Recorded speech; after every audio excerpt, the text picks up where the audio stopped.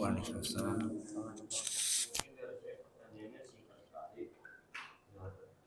Nah, saya berpikir jika seseorang yang dilahirkan di dunia ini sebagai dicap oleh Allah sebagai orang yang kafir karena telah ditentukan oleh Allah dari awal, dan adakah jalan untuk mengubah takdirnya bisa bertakwa? Itu saja. Nah, misalkan. Ya. Kembali ini pertanyaan tentang takdir. Ya. Bahwa takdir itu adalah di antara rahasia Allah Subhanahu wa taala. Allah Azza wa Jalla menentukan seseorang menjadi ahlun nar atau ahlul jannah. Ya, seseorang, Allah yang menentukan seseorang itu mendapatkan hidayatul Islam atau tidak. Ya, itu adalah ketentuan dari Allah Azza wa Jalla. Dan takdir, kalau yang dimaksud adalah takdir itu adalah takdir yang ditulis di dalam Lauhul Mahfuz, itu tidak akan pernah berubah. Rufi'atil qalam wa jaffatis suhuf.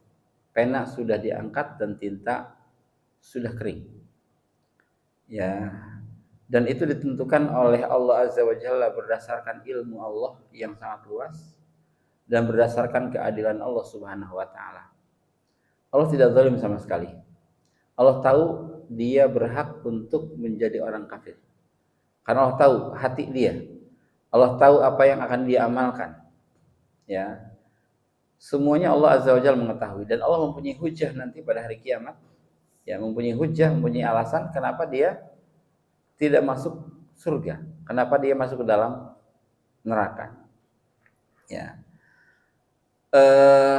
Kita tidak terbebani untuk mengetahui tentang isi daripada takdir Allah Azza wa Jalla. Kita hanya terbebani pertama untuk berhusnudzon kepada Allah. Kita diperintahkan oleh Allah untuk husnudzon, tidak boleh suudzon.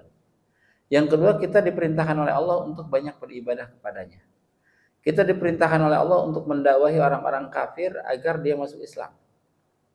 Ya, itu perintah kita. Dan Allah memerintahkan kepada orang-orang kafir untuk masuk Islam.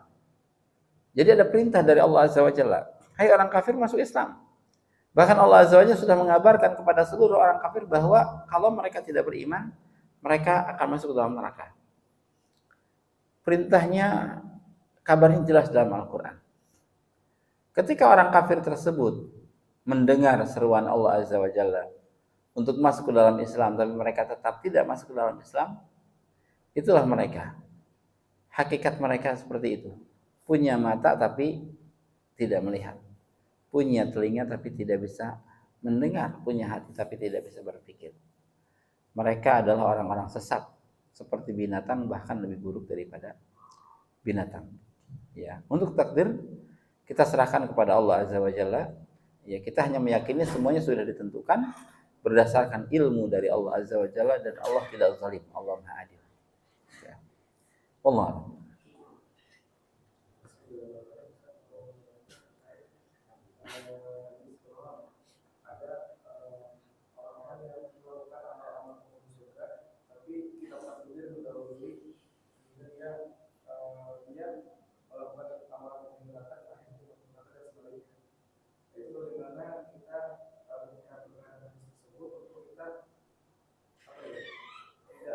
Menurunkan hati ya saja, melihat orang-orang sekitar kita yang memang kita melihat mereka mau tidak ada judgement dalam hati kita bahwa mereka ini penghuni neraka. Kita pun tidak merasa aman dengan amalan kita. Dengan untuk memahami untuk hadis. Ya, pertama memahami hadis itu berdasarkan zahirnya. Ya, berdasarkan zahirnya. Ada orang-orang yang beramal dengan amalan ahli surga. Ada juga di dalam riwayat lain seolah-olah dia beramal dengan amalan ahli surga. Ya, sampai seolah-olah dia dekat dengan surga, tapi takdir mendahului, akhirnya dia beramal dengan amalan ahlun nar dan masuk ke dalam neraka. Begitu juga sebaliknya. Nah, untuk menentukan si fulan ahlun nar atau ahlul jannah, itu ada konsep dalam Islam. Pertama, meyakini bahwa si fulan ahlul jannah dan meyakini bahwa si fulan ahlun nar berdasarkan nas Al-Qur'an dan sunnah. Contohnya, kita yakin bahwa Rasulullah masuk ke dalam surga berdasarkan teks al-hadis, bahwa tidak akan ada orang yang masuk surga sebelum Rasul Shallallahu Alaihi Wasallam. Artinya beliau pasti masuk surga.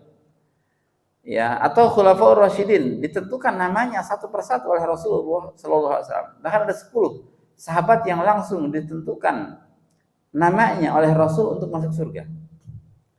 Khadijah radhiyallahu anha itu pasti masuk surga berdasarkan teks hadis. Ya. Dan lainnya, Bilal berdasarkan teks hadis juga masuk ke dalam surga. Al-Anbiya, kita meyakini mereka semuanya adalah ahlul jannah, pasti masuk surga berdasarkan teks.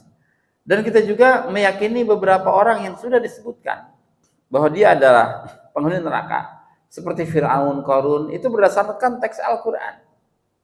Haman berdasarkan teks Al-Quran akan masuk ke dalam neraka. Dan kita pun harus meyakini itu. Abu Jahal dikatakan oleh Rasul, Fir'aun umat ini pasti masuk neraka. Abu Lahab, bahkan Abu Lahab itu diturunkan surah Al-Lahab, tabbat yada abi lahabi wa tab, ma aghna anhu maluhu wa ma kasab, sayasla nara wa imra'atuhu. Abu Lahab dan istrinya akan masuk neraka.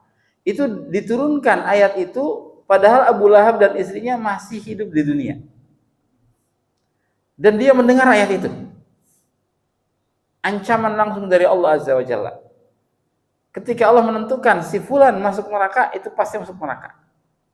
Ketika Allah menentukan Abu Lahab dan istrinya masuk neraka padahal keduanya masih hidup, ini bukti bahwa dia akan mati dalam kekafiran. Ya, dan memang keduanya mati dalam kekafiran. Ya. Nah, jadi kalau yang ditentukan masuk surga, kita yakin masuk surga. Yang sudah ditentukan namanya masuk neraka, kita yakin masuk neraka. Kemudian ada keyakinan global. Seluruh orang mukmin itu pasti masuk surga. Itu keyakinan global. Seluruh orang kafir pasti masuk neraka. Itu keyakinan global. Itu boleh. Tapi kalau menyebut individu, maka kita tidak boleh menyatakan si fulan pasti masuk surga. Imam Syafi'i pasti masuk surga. Itu kita tidak boleh mengatakan itu dengan kepastian. Sebab kita butuh teks Al-Quran dan Al-Hadis untuk memastikan itu. Tapi harapan, kita berharap Imam Syafi'i masuk surga karena manfaatnya yang luar biasa, ilmu yang diberikan kepada umat. Itu kita harus mengatakan harapan, tidak boleh memastikan. Walaupun dia dipandang orang yang sangat bertakwa sekalipun.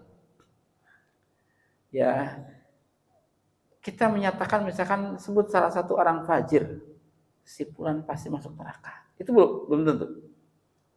Ya, karena tidak ada teks. Bahkan kita tidak boleh berkata seolah-olah kita lebih tahu daripada Allah Subhanahu wa taala, berkata lancang. Ya, menentukan surga dan neraka. Ini ada sebuah hadis yang menceritakan bahwa ada 2 orang ya saudara atau sahabat atau saudara, yang satu sangat salih, yang satu sangat buruk. Ya, yang satu sering beribadah kepada Allah, yang satu sering bermaksiat. Sampai yang beribadah ini terus menasihati orang yang bermaksiat tadi. Cukup, Anda tidak usah bermaksiat kepada Allah, Anda beribadah saja kepada Allah.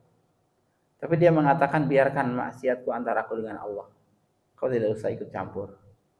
Terus jauh semacam itu. Sampai satu hari, saking kesalnya, demi Allah engkau tidak akan pernah masuk ke dalam surga Allah.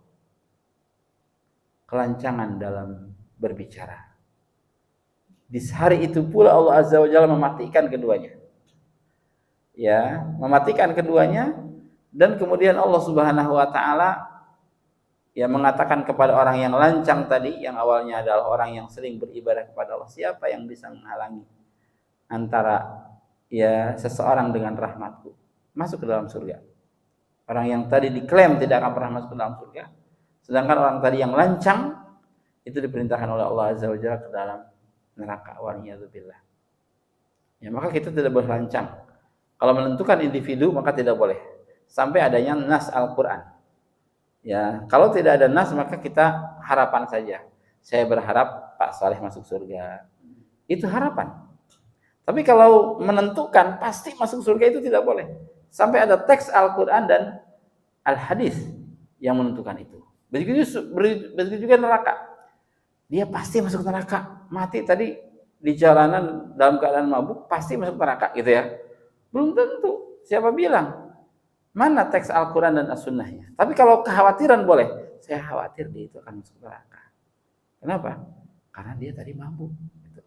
Kekhawatiran, bukan penentuan. Tapi kalau penentuan global itu boleh. Seluruh mukmin pasti masuk surga. Iya. Seluruh kafir pasti masuk neraka. Seperti itu. Allah a'lam. Yang disebutkan mereka tidak memiliki hati namun layak fokus hatinya. Nah ini redaksi